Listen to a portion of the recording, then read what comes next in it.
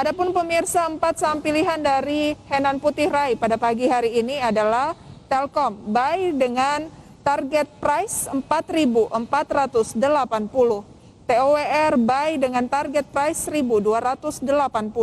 BBNI buy 7.400, BBTN 1.900 untuk targetnya ya. Inilah rekomendasi dari Pak Robertus. Pak Robertus, singkat saja, kenapa 4 saham ini Anda rekomendasikan untuk buy dengan resisten ataupun target price yang sudah kami tampilkan? Ya, di akhir tahun sampai dengan awal tahun depan mungkin ya. Jadi topik utama pemilihan saham-saham dari kami itu terutama masih di sektor perbankan dan juga telekomunikasi dan juga infrastruktur telekomunikasi seperti tower.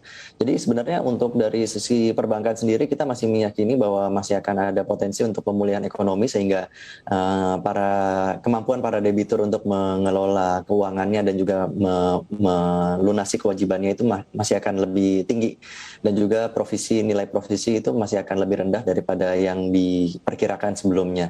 Dan juga dari segi telekomunikasi kita juga tentu masih memperhatikan terhadap potensi datangnya atau semakin meluasnya adaptasi teknologi 5G nantinya, meskipun itu membutuhkan capex yang masih cukup besar, tapi kedepannya juga akan meningkatkan efisiensi bisnis juga, efektivitasnya juga akan lebih tinggi juga. Jadi kedepannya masih akan menjanjikan potensi pertumbuhan yang lebih baik lagi untuk baik itu perbankan maupun telekomunikasi, seperti itu Mbak Prisa. Oke, mumpung lagi turun Telkom ya 4.050, Anda masih punya target price 4480, menarik untuk mencermati saham seperti Telkom, TOWR, BBNI, BBTN ya.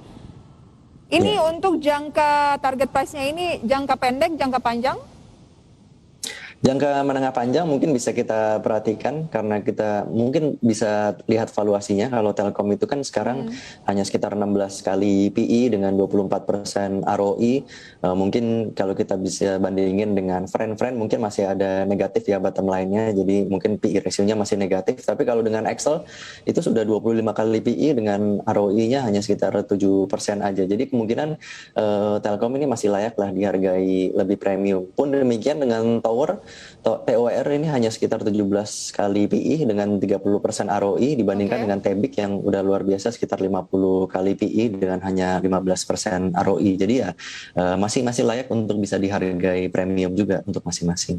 Baik, satu pertanyaan lagi yang menarik adalah hari ini mulai ditutup ya kode broker. Anda setuju? Anda salah satu yang pro atau seperti apa harapannya untuk pemirsa dengan banyaknya pro dan kontra penutupan kode broker yang mulai berlaku hari ini?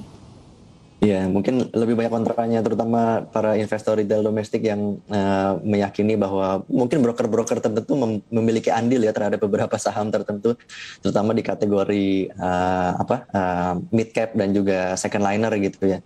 Tapi secara keseluruhan ini mungkin bisa lebih meningkatkan ini lagi upaya untuk edukasi bahwa sekarang ini kan mungkin udah banyak juga indikator-indikator teknikal yang bisa digunakan gitu ya, atau mungkin lebih mendalami lagi rasio fundamental gitu untuk lebih menganalisa pergerakan suatu saham.